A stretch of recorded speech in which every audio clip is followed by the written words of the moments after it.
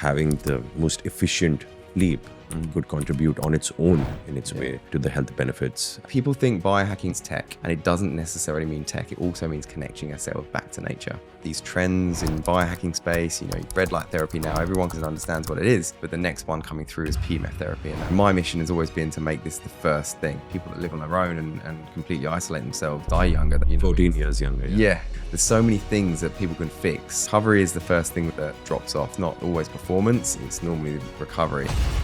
Welcome to the Odds Fitness Podcast. Today we are bringing you a conversation that dives deep into recovery science and human optimization. Our guest for this episode is Andy Smith. He's the founder of Cellar 8 and a pioneer in the field of pulse electromagnetic field therapy, also called as PEMF. Andy has been at the forefront of integrating PEMF into performance recovery, working with elite athletes, high-performing professionals to improve recovery, nervous system regulation, and long-term resilience. Joining him is Mr. Asad Hussain. He's the founder and CEO of Odds Fitness. As an exercise and sports scientist, Asad is pioneering quantified health and performance in India, bridging physiology, psychology, and lifestyle to elevate recovery capacity, movement quality, and long-term health span. This episode explores how PEMF, recovery intelligence, and nervous system-driven performance are shaping the future of longevity and fitness. So we're going to shed some light on the tools that he has used from a longevity standpoint. And, what I like about his idea of the whole biohacking perspective is that he's very open to various different aspects like red light therapy and how it might stack up with his products. It's not that he says that this is the one single biohack that every single person has to do. Today, we're going to see how biohacking and longevity integrate from his world and his perspective and how his journey has shaped up so far. So welcome to the Odds Fitness Podcast. Yeah, thank you so much for having me. It's an absolute honor while I'm in Dubai. Right. So, Andy, yesterday when I heard you speaking at the World Biohack Summit, there was something interesting you told me about your personal journey. Would you like to share that with our audience a little bit so that we know that why is it that you chose this particular space and profession and especially these products? So the why around your brand and you and who you are. Yeah, no, thanks for the intro. We'll be talking about it on this podcast, and from the start to finish of how I got into this space, and why we want people to follow in our footsteps and perform better and start thinking about this early before it becomes too late. So, I was young. I was about 25 years old at the time. I got quite sick, and the reason this happened was because everything was in dysregulation. I wasn't aware of it. When you're young, you think you're invincible. And I was working for my father's company at the time. I was running the sales team, and we were traveling to multiple different countries, selling products into hospitals. So we're actually still in the medical industry, and burning the candle at both ends, we say. We were, myself mainly was working very late, traveling, in the UK, drinking, and, just not regulating anything or looking after my circadian rhythm, my sleep, my nutrition. It was just all out the window. But if you look at pictures of me back then, I looked quite healthy. I was slim, I had muscles, I was doing what I needed to do. Everything on the surface looked great. And at the time I was in Australia, and I got a pain developed in my stomach. And we got on the flight back to the UK, and I later found out that I had a huge infection in my stomach that had come from some unknown source. And at the time, the UK Health Service operated on it, which I'm eternally grateful for. But thereafter, my body just couldn't recover. I couldn't work out why. And it was about 6 months of antibiotics and different things that the medical industry were throwing at me and saying, take this, try this. And I was so stressed at the time because, 25 years old, never been sick before. And you're thinking, what's going on? Am I dying? How do I get out of this? And stress levels are through the roof. Wow. And the infection just kept coming back. Being in the medical industry, we'd met someone that sold a product, which was at the time and now is known as PEMF or PEMF therapy, which stands for pulsed electromagnetic field therapy. And what that consists of, just to very briefly introduce Yes. the therapy so that Please. you guys can understand it. It's all about creating a magnetic field around the body. Very simple. You put a copper coil into a mattress or an applicator, put a small charge into it, and it creates a magnetic field. Comes back all the way back to Nicholas Tesla, who kind of discovered magnetic fields, Yes. doing the same technique. Right. That later turned into a good communication method, but actually now we're using it more for health and longevity. We're trying to change that movement and understanding of magnetic fields, because actually magnetic fields are an essential element. So very much like oxygen and light, if we take those elements away, we would die. The human body wouldn't be able to survive without those elements.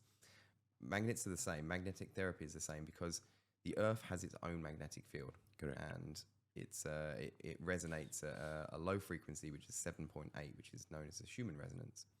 And this is a very natural magnetic field that we all live in, and we couldn't live without.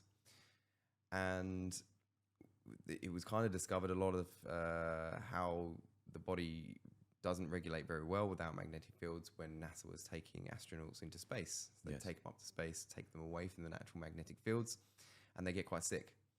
And when they came down, they had problems like osteoporosis or things that are all related to a lack of magnetism. So they started looking and doing studies and introducing pulsed electromagnetic fields to human cells and seeing how that regulates and recharges the cells, makes them healthier cells, and then we can kind of function a lot better. And now that technology we're kind of making a lot more commercial, and you're seeing these trends in biohacking space. You got your saunas, your ice baths, and red light therapy now. Everyone kind of knows and understands what it is. Right. But the next one coming through is PEMF therapy, and that's what people need to, my mission has always been to make this the first thing. The first thing really is people should integrate PEMF, because the effects on the body and the effects on the cells far outweigh, the nervous system regulation just from ice baths or something, like looking at one modality, but they're all good. They all work well together. Right. And so when I got sick, I found this PEMF therapy. We bought one from Germany. It took a very long time to get to us in the UK. Customs officers didn't know what it was. And this is 13 years ago now. So, we're just starting to see PEMF therapy coming out, but 13 years ago, it was completely unheard of. Yeah. I started using this device. You sit on a mat 20 minutes a day. You can do it once or twice a day at the time. Because I was chronically sick, I was using it twice a day. And within a week, the infection cleared up. And then 2 weeks, the scar had healed. I went back to my surgeon and, I said, finally, I don't need more medication. Wow. I found something that works. And, at the time, he's like, it sounds very woo-woo to me. And we're not interested, it's if you can't prove or give people medication for this, and they're not interested. And that kind of set me up on a mission to make PEMF therapy more heard of, spoken about, understood. And, if it changed my life and it really helped me at the time, then it can help many other people. And at the end of the day, we are cells. We are made up of trillions and trillions of cells. And if our cells aren't healthy, which is what we're going to talk about, then we're starting off on a bad foot. We need to make sure our cells are healthy. We're looking at the body and the health on the cellular level before anything else, and how we can regulate, recharge those cells so that we can train harder, train faster. Because training harder and training faster is not the answer to start with. We've got to reel it back. We've got to work out if we're ready to train, if we're recharged, if we're energized, if we're sleeping better, and all these different things. So yeah, it kind of come back to the fundamentals, and that's where I started. That's where the PEMF journey for me started. And along the road, after setting up a UK company called NewMed, making PEMF accessible in the UK, we brought out our own brand called Celerate. And Celerate is a PEMF device which I feel is the easiest to use, easiest to understand, because it can get difficult with different frequencies and things, and one that can integrate into homes or professional settings really, really easily. So yeah, that's been my kind of mission from then to here. Oh, that's really amazing, because there's lots of people back in India. Just for context, we're here in Dubai, So back in India, we have so many people who are dealing with various different stressors of life. So in terms of trying to have the whole grind culture, sort of be managed, like we were talking about earlier, because work does get hectic.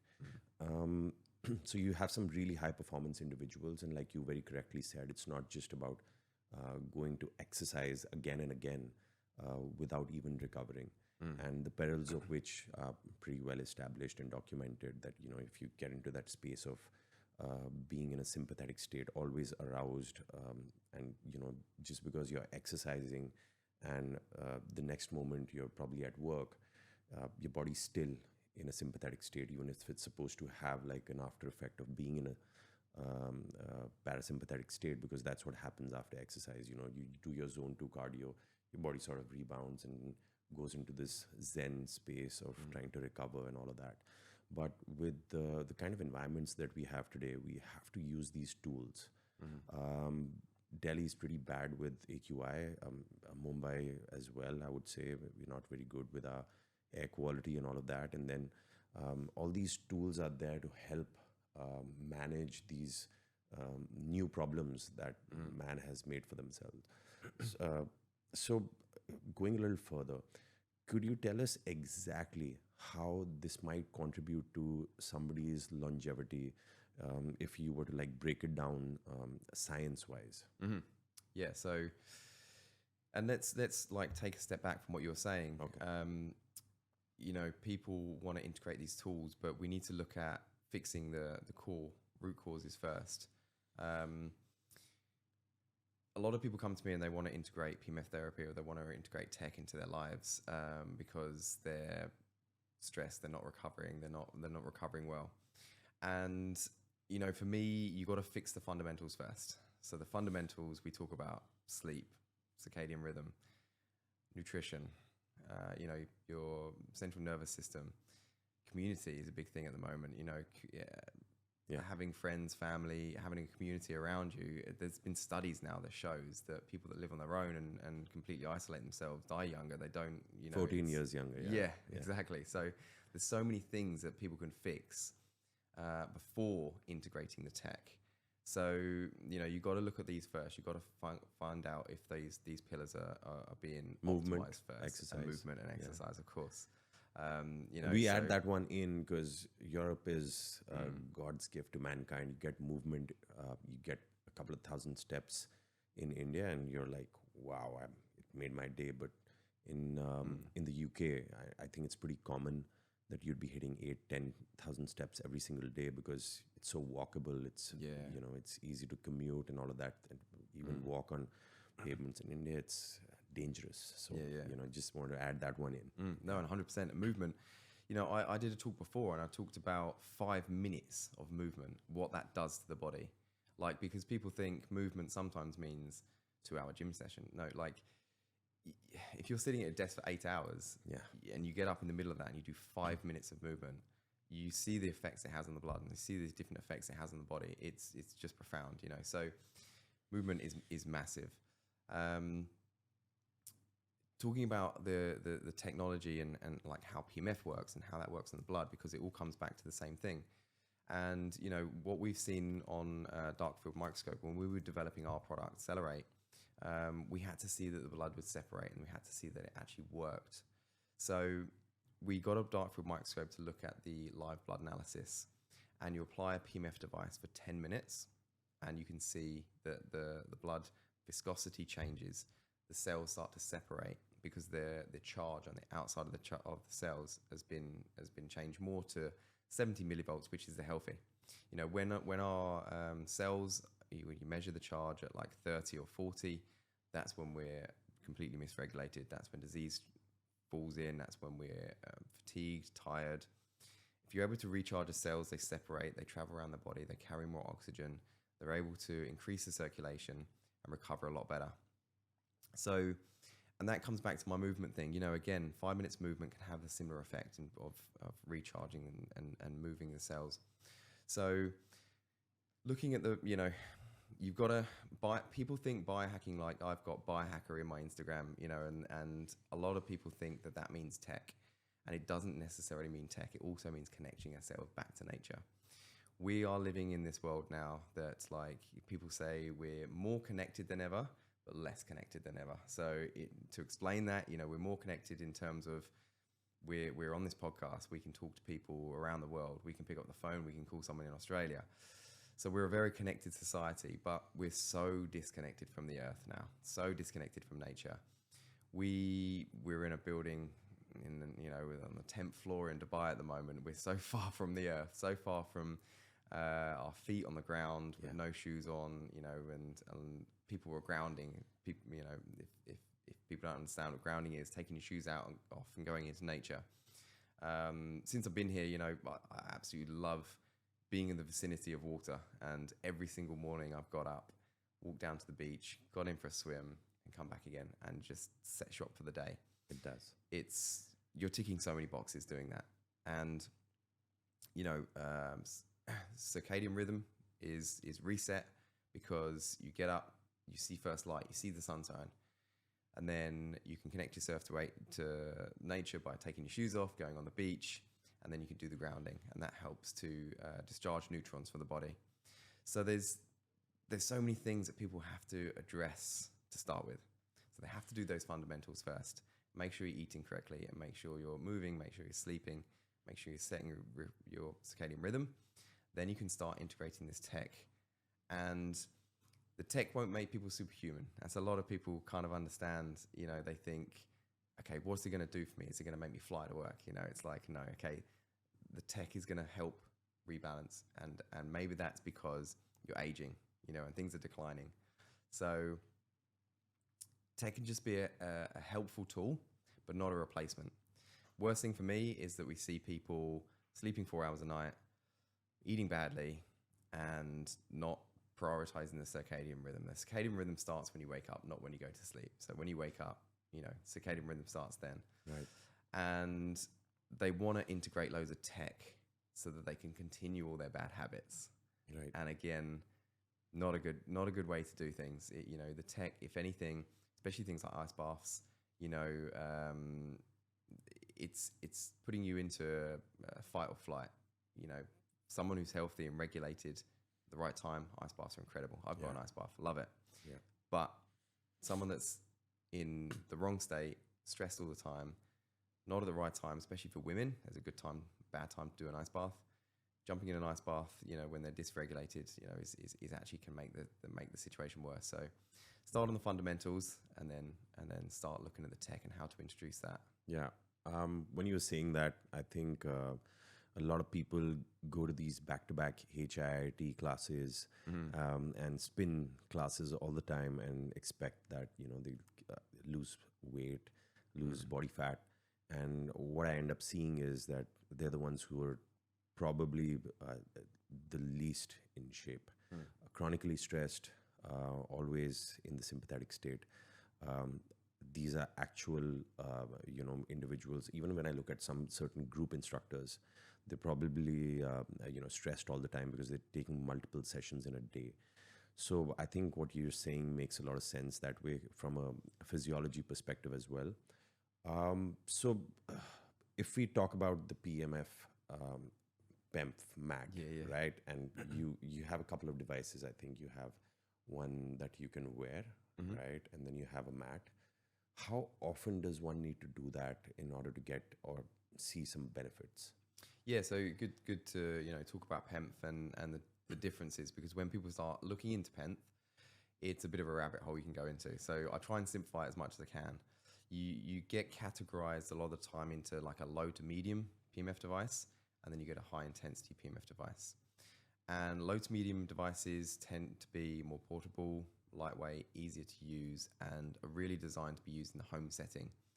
And those devices should be used really on a daily basis. So the effects that PEMF has in the blood, so you can recharge your cells, you can recharge ATP, you can set yourself up for the day. Using it at a higher frequency in the morning will it's almost like taking coffee without the crash. And then you can use lower frequencies in the evening if you wanted to, and that can help with sleep. So one of the main things that people will say or notice, and what they can track is their sleep that night using a low frequency or low powered PEMF device. And that can be done after a single session. Can they see it? Yeah, yeah. So one single session on PEMF therapy, usually the sleep is incredible, and that's what we like. We've been at the show, we've been at a biohacking event, and we're testing people, we're using people like on the first day. We're going back there after this podcast, and I say to people, once you've used it, you know, come back tomorrow and tell me how you slept. And a lot of people say, you know, oh, my sleep score was through the roof and all this sort of thing. So that's an immediate benefit that can come from PEMF therapy. Getting deep, restful sleep is really important. I think that on its own has significant benefits. Yeah. Right? If you're sleeping deep, I think that's where your body is doing most of its healing and repair mechanisms, Yeah, and setting the stage for the next day. Right? You spend 1/3 of your life sleeping, right? So Yeah. having the most efficient sleep could contribute on its own in its way to the health benefits. And this is aside from all the things that you said, that you know, you're in a sympathetic state, and maybe it's an outcome of that. Maybe it's a thing that triggers good sleep. And how would you say that you know, if is there any information on if somebody is ill or unwell, do they need a higher dose?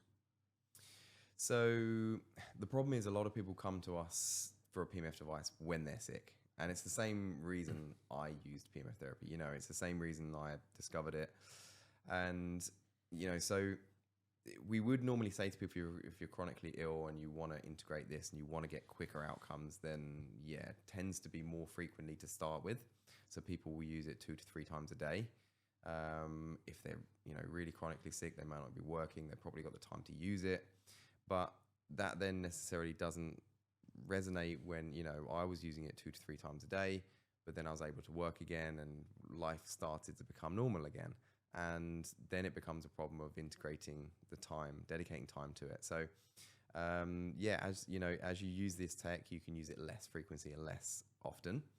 And you just want to make sure you find a device that fits into your routine. It's so important because we've seen people spending thousands and thousands of pounds on this tech, but they found a device that's quite complicated to operate because maybe they've gone in at the professional level and they have to choose a frequency. It's all plugged into the wall. It's all, you know, you have to dedicate a room to it. You have to go find time for it.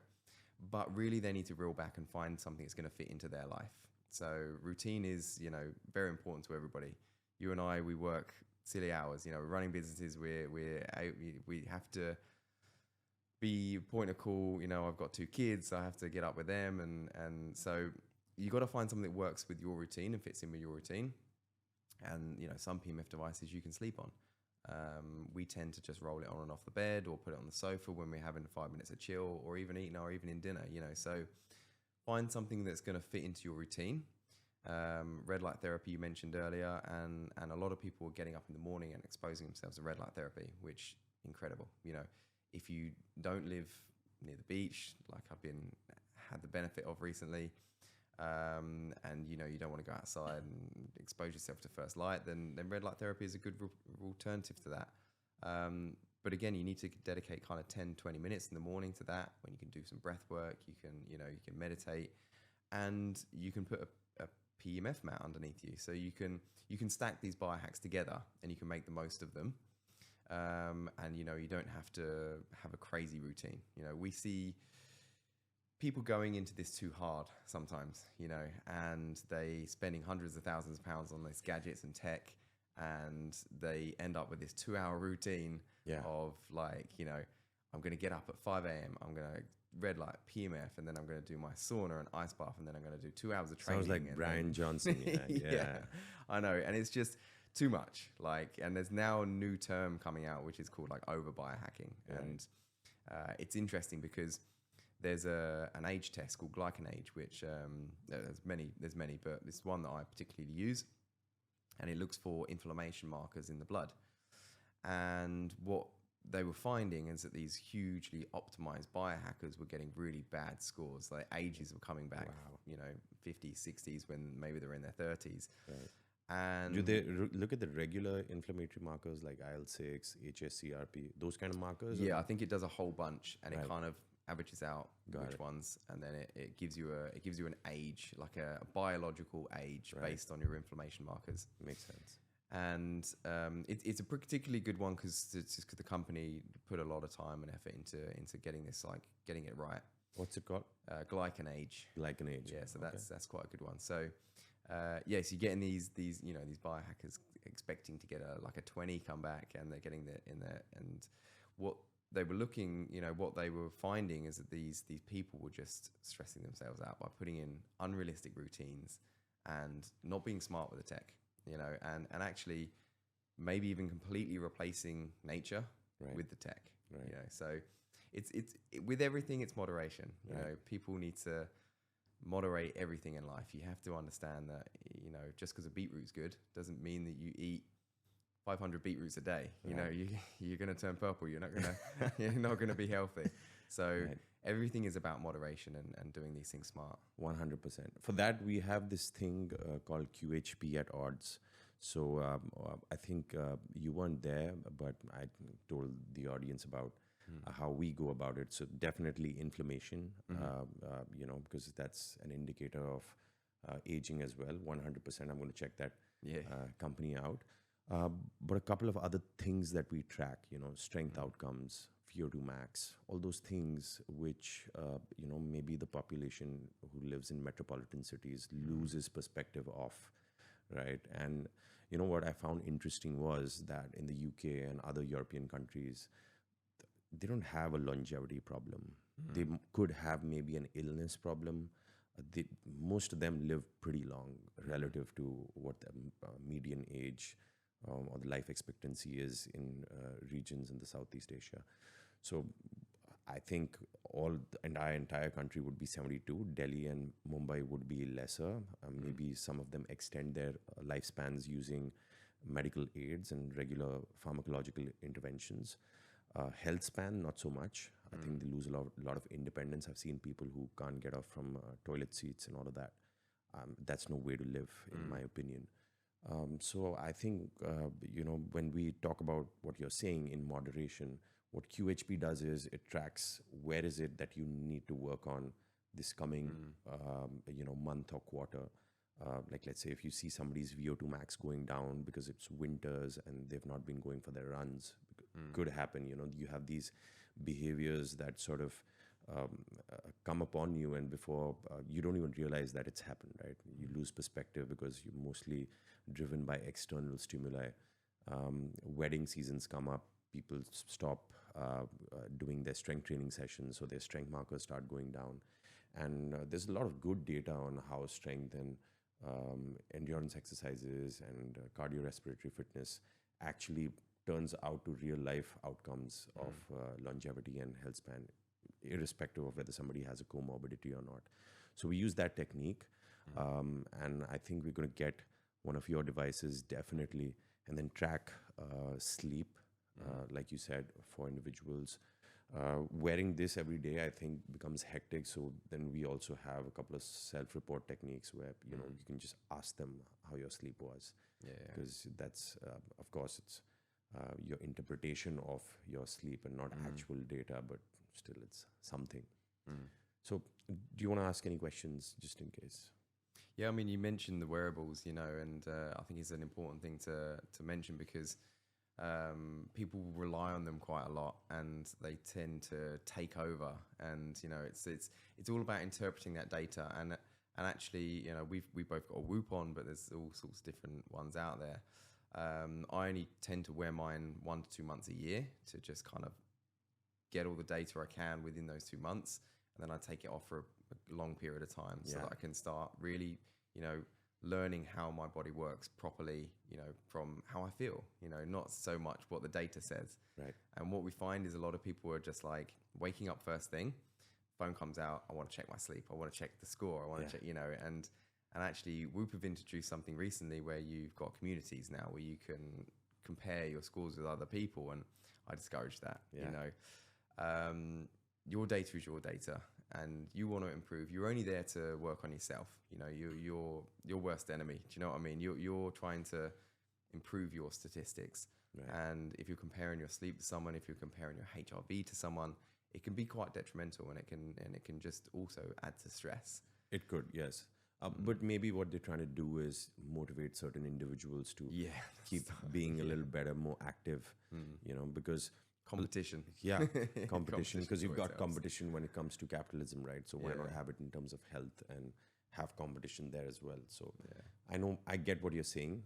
And, many times I found myself awake at 3 a.m. because I had like a bad meal or something, and I'm not stressed about what it's going to turn out to be in the next That's really good to mention actually as well, and what these trackers can help with. Like, I don't eat after 5 p.m. now. Yeah. Like, it's my kind of non-negotiable. I've got two girls, two young girls, and we all eat at 5 p.m. We eat with them, and that's it for me, because I notice if I eat at 9-10 o'clock in the evening, HRV goes through the floor, sleep goes through the floor, everything. Your body is processing that food all night.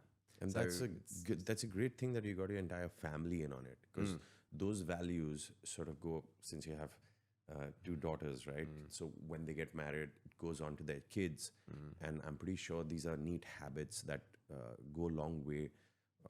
People always look at how much wealth can I give to my kids, and maybe that'll make their life great.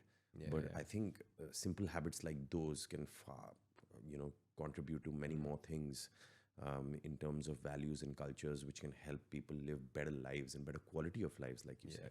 Because it's like, when does longevity start? Longevity starts when you're born. True. It really does. It's not when you get to your 30s and everything starts declining. You start losing all sorts of different hormones and things. And you need to try and help with those. Longevity starts at birth. And the things that I teach my children, the things that I feed my children, they don't feed themselves. They're toddlers. We have to feed them. Yes. And and the habits and the food and everything I give them in their early years are what they're going to take into their older life. My mum, bless her, she didn't have a great understanding of nutrition when we were younger.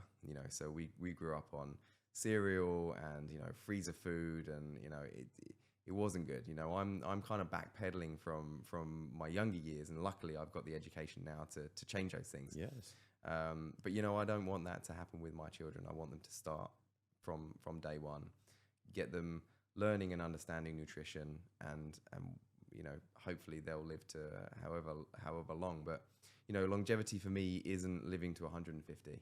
It's a common misconception in this industry. You mentioned Brian Johnson earlier, and he's got the Don't Die Summit. People think, don't die, does that mean you want to live forever?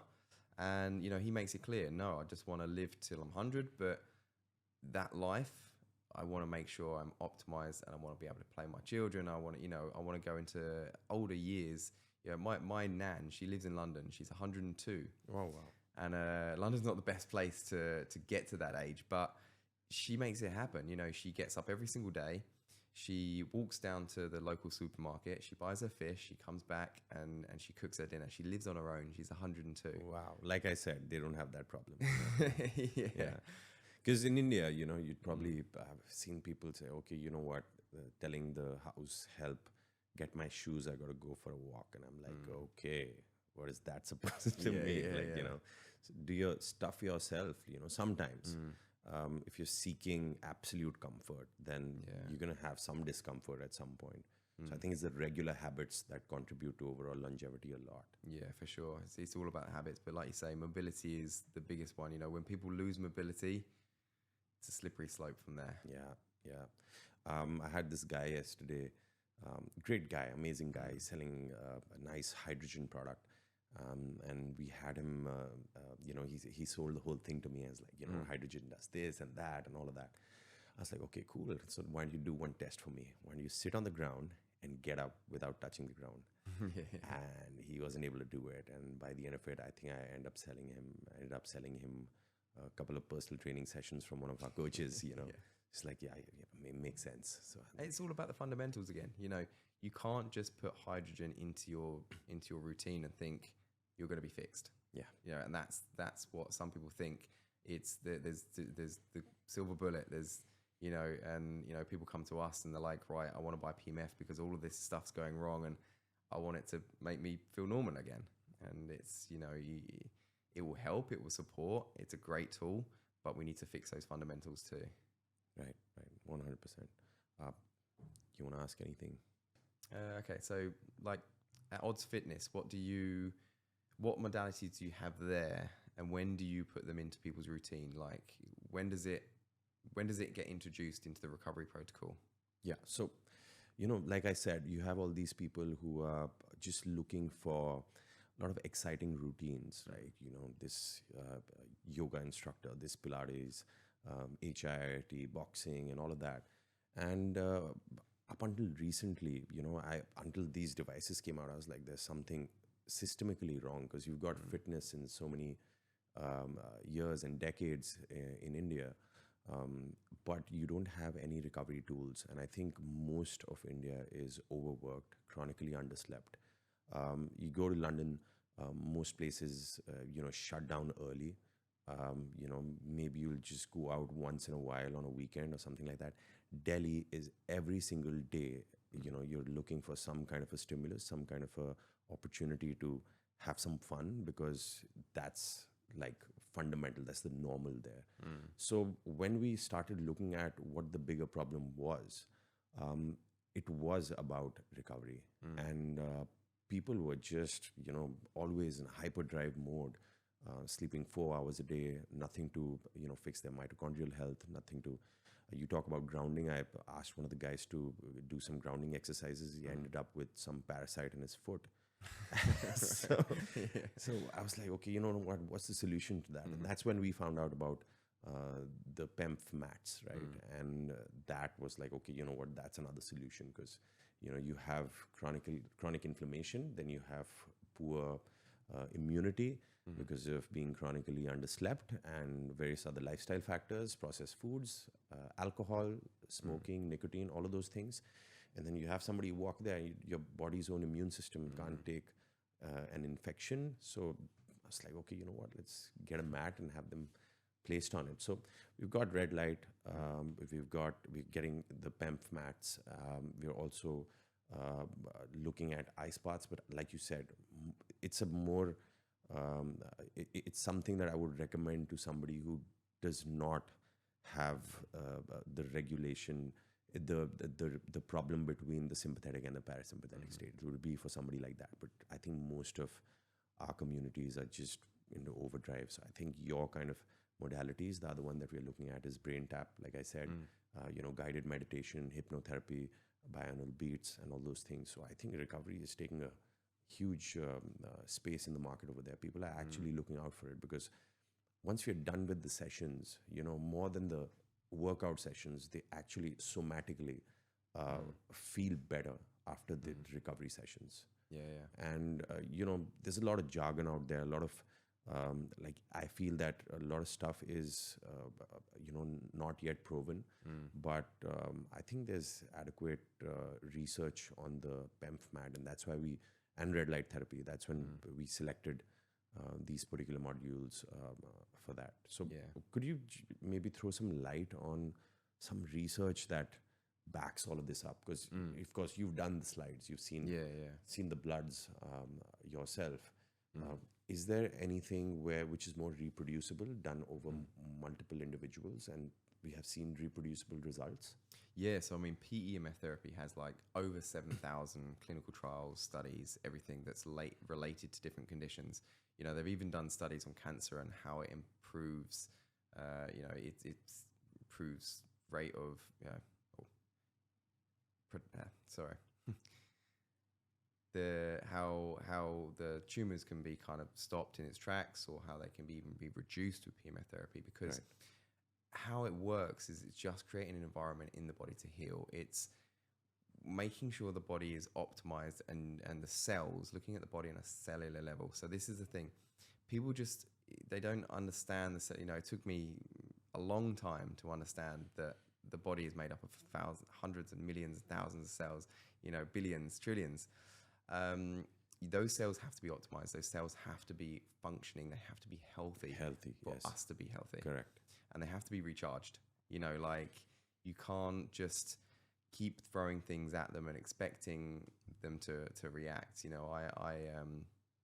I did a boxing fight when I was young, and it was an 8-week training routine, and I thought to myself that I had to do 5 hours in the ring every day, you know, because my opponent was going to be doing that.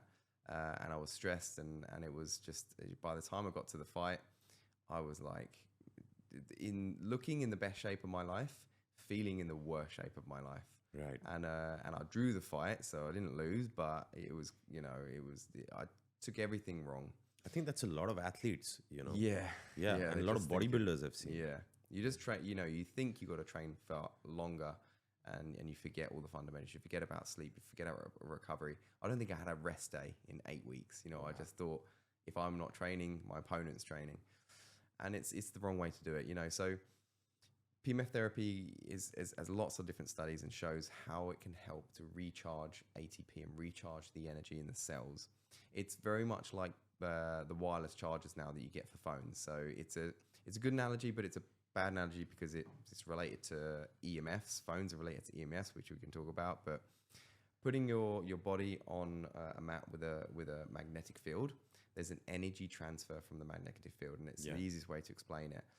Your cells have got, you've got your mitochondria, which is your powerhouse of the cells. It's your batteries. And you imagine just putting yourself onto a wireless charger, and it's just going to recharge those cells and help the cells optimize and function better. And, you know, it's PMF therapy is regulated in the FDA for a number of different things. Like one of the first ones was fusing non-union bone fractures. So a non-union bone fracture is somebody that fractures their bone and it just doesn't heal. Like their body is in some kind of state where it just can't heal that bone, and applying a PMF device to that area can accelerate the healing. And so can locally, okay. Yeah. But also it's best to do the full body a lot of the time, because you just get the treatment across the whole thing. Yeah. But intensifying in that area can really help, and you can just use localized devices on their own. Then you've got things like headaches and migraines that it's regulated for in the FDA, and brain cancer was another one that it's actually recommended for, and with PMF therapy, with the FDA. So they're starting to recognize all these things that it helps for. But people come to us and say, you know, I've twisted my ankle, or I got sciatica, or I just want to perform better. How can this technology help all those different things? You know, and again, it comes back to it's not targeting those conditions, it's not targeting those symptoms, it's targeting your body's natural ability to heal. Yes. And that's the important thing, the systemic ability, you know. Yeah. And if we're chronically stressed, if we're in fight or flight, and you know our central nervous system's out of whack, our body's not going to heal. It's not going to recover, not going to recover for the next training day. So right, it's all about those things. But red light therapy as well, you know, like you mentioned, that you can use the two modalities together. Red light therapy is really, really good at charging ATP. PMF therapy is really good at using the cells to use that ATP. So the two of them together are really synergistic. They work really well together. So you've got one recharging ATP really well, one using the ATP. Energy through the day just goes through the roof. Like when I was in my 20s, I used to nap. I would get up and I would train, and then I'd get to 1 or 2 p.m. and I'd have like a little nap, and then because if I didn't, I'd get to 8, 9 p.m. and I'd feel tired, and you know I'd be done for the day, and I couldn't even dream of napping now. I feel full of energy. You know, I'm way more optimized than I ever used to be. So you know it's and that's because I kind of have fixed all the things I was doing wrong, and just not hitting things so hard, and listening to my body more about sleep. Right. And just so that, you know, we also appeal to a certain selection of audience and individuals, are there any celebrities who use the PEMF therapy, like, you know, famous people or individuals who, you know, absolutely swear by it? Yeah, I mean, there's so many now, and it's funny because we get these orders come through the website, and it's like another celebrity, and we're like, oh, like, what do we do with this? But it's important to mention. It's a good question, because we've talked about how PMF therapy helps with chronically sick people. We talked about how good movement is, and you know, going to the gym for these different reasons. But actually, people can be using these technologies for performance and performance enhancement, and that's where sports athletes, you know, we sold a device to Cristiano Ronaldo, you know, probably one of the biggest footballers in the world. If you don't know who he is, you know, and these guys are ahead of the curve. Like they know what ticks and what works. Big Hollywood actor Orlando Bloom bought a mat from us as well. They just seem to, they seem to understand. They seem to know what helps to optimize and that sort of thing. But these sports stars buying PMF technology, they're using it for recovery. They're using it to make sure they're recovering quicker. We mentioned about getting older. Testosterone goes down, stem cell production goes down. Estrogen in women, all these different things. We need to help. The recovery is the first thing that drops off when it comes. It's not always performance, it's normally recovery. And obviously, if we're taking longer to recover, then that's going to impact on our performance. So integrating this tech as a recovery tool is essential. And those top athletes, those top performers like Cristiano Ronaldo, using this technology, he's still playing football. He's in his 40s now. He's still scoring hat tricks. He's getting at it. He understands, and he's always optimized. Yeah, for sure. It's not like the old days when, footballers would retire early, 30s. Look at the, Ronaldo phenomenon. I think he went out pretty early, but you got Cristiano and guys like that. He wears the Whoop too. I think he's invested in that company. Yeah. So, that's good stuff, man. Great chat with you, Andy. I look forward to, having another session with you soon, so that once we have integrated into Odds Fitness, I can come back with some results for you as well. Yeah, sure. Yeah, and it was great having you, man. Good stuff. Invite me on while we're in Dubai. It's been a pleasure. Pleasure. Thank you.